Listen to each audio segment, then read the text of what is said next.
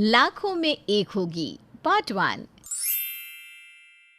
शहर की महंगे रेस्टोरेंट में पार्टी चल रही थी, जिसमें लगभग 50 की उम्र की कुछ औरतें महंगी साड़ी और गहनों में लदी किटी पार्टी कर रही थी। लेकिन जगह चाहे जो भी हो, बातों का मुद्दा वही था। नहीं समझे? अरे वही हिंदुस्तान की सासू माओं की सबसे बड़ी समस्या, उनकी लाडली बहू। अरे बीना, तेरी बहू के क्या हाल चाल है? सुना है तेरी बन नहीं रही बेटे बहू के साथ। तुझसे किसने कह दिया कि मेरी बेटी बहू के साथ नहीं बन रही?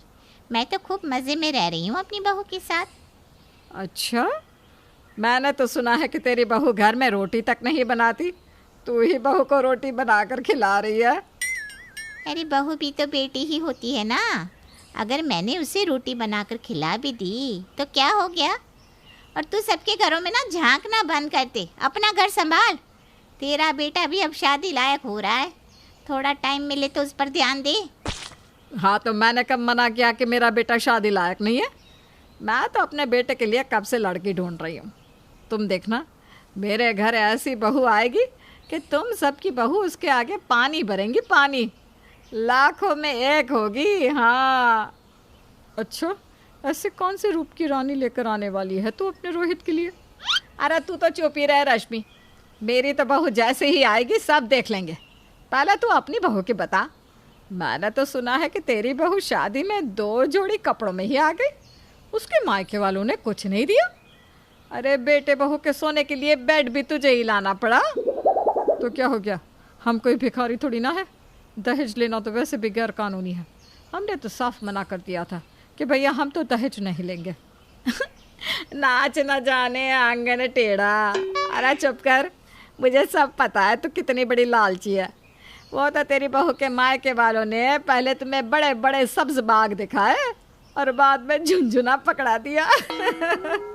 मैं क्या जानती नहीं हूँ? सबके घर की खबर रहती है मेरे पास।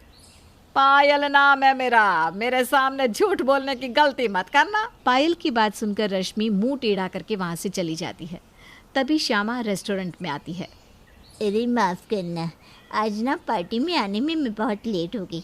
और बताओ पायल, क्या चल रहा है? तेरे बेटे के लिए कोई मिली क्या बढ़िया सी लड़की? मेरे बेटे की कौन सी उम्र निकली जा रही है? मिल जाएगी, कोई कमी थोड़ी ना है मेरे रोहित में। तुम देखना, सर्वगुण संपन्न लड़की लेकर आऊंगी, लाखों में एक होगी मेरी बहू। तू अपनी बता, तू तो बड़े शान से कॉलर टाइट करती हुई नौकरी करने वाली बहू लेकर आई थी ना, तो क्या हाल चाल है तेरे? मेरे हलचल को क्या होना है, बढ़िया है, मज़े में कट रही है। बहू बैंक में मैनेजर है मेरी, कॉलर तो टाइट करूँगी ही ना। अगर मैनेजर बहू की सास को घर में आया बनना पड़े तो क्या फ़ायदा ऐसी बहू का? हमें सब पता है कि तेरी बहू ने घर में तेरी हालत क्या बना कर रख दी है। वो तो सुबह सुबह सज सवर कर चली जाती है और पीछे तू उसके दोनों बच्चों की आया बनकर घर में कैद हो जाती है। पायल, बहू के साथ तालमेल बनाकर रखना होता है।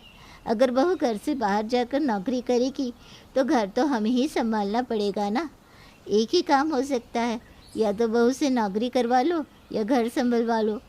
और बहू के बच्चे संभालने से मैं आया नहीं बन जाती, वो मेरे पोते पोती हैं, मैं खुशी खुशी उनकी देखभाल करती हूँ। अच्छा, अगर तेरी बहू इतने ही पैसे कमा रही है तो एक आया क्यों नहीं रख लेती? अरे तू क्यों अपना बुढ़ापा बच्चों में खपा रही है?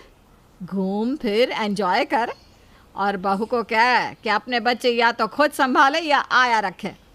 पहले जीवन भर अपने बच्चों को पाला, अब बहू के बच्चों को संभालो। तेरी जिंदगी तो बच्चों के पीछे भागते भागते ही निकल जाएगी। जब मैं घर में हूँ तो बच्चों को आया के पास छोड़ने का क्या मतलब है? और मुझे तो खुशी होती है अपने पोते पोती के साथ समय बिताने में, मेरे ऊपर कोई दबाव नहीं है। श्यामा और पायल की बातें हो ही रही थी कि श्यामा को उसकी सहेली बिंदु हाथ पकड़ कर ले जाती है। अरे छोड़ ना, तू भी क्या इस पायल की मुँह लग गई? तुझे तो पता है कितनी मुँहफट है, जिसको देखो उसकी बहू में कमी निकालती घूमती है। हम सब तो बस उस दिन का इंतज़ार कर रहे हैं जब इसकी 10 हाथ वाली बहू आएगी और घर बाहर बच्चे ऑफिस सब एक साथ संभाल लेगी। देखे तो सही, कौन सी मिस्र की राजकुमारी ब्याह के लाएगी अपने बेटे के लिए। पायल के मुंह फटोने की आदत से उसकी किटी में हर कोई परेशान था। सब सहेलियां बहुत अच्छे से जानती थी कि पायल को हर किसी के घर में झांकने की आदत है।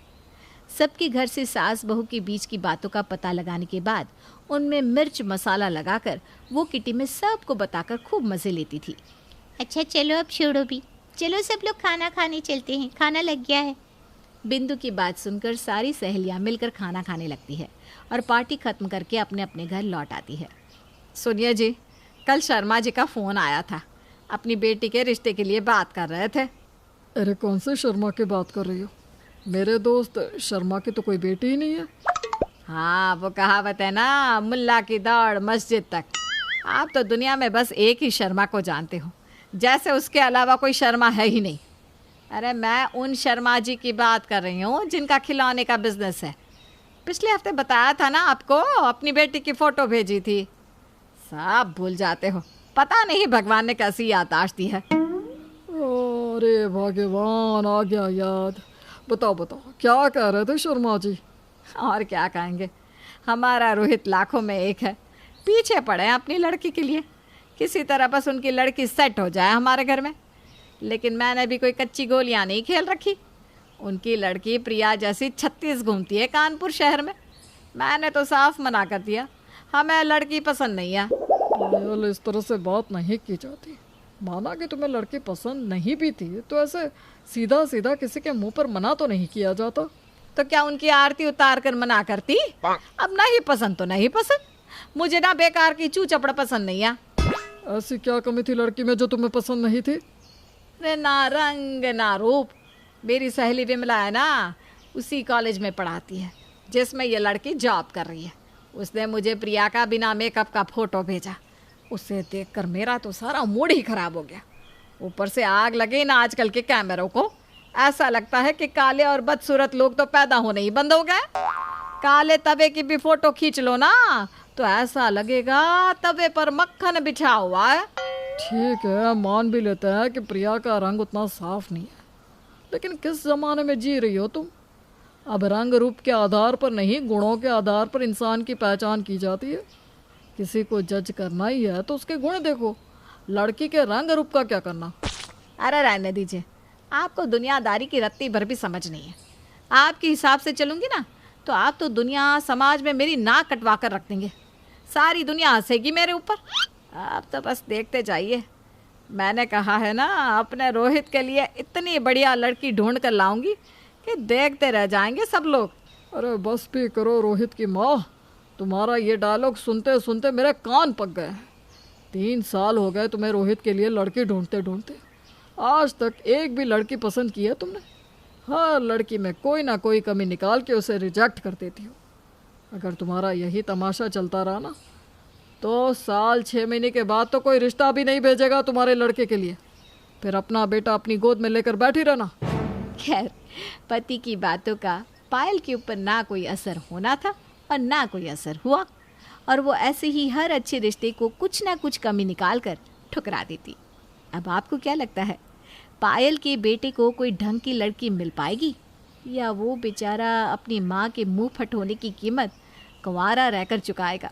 जानने के लिए देखना ना भूलिए लाखों में एक होगी पार्ट 2।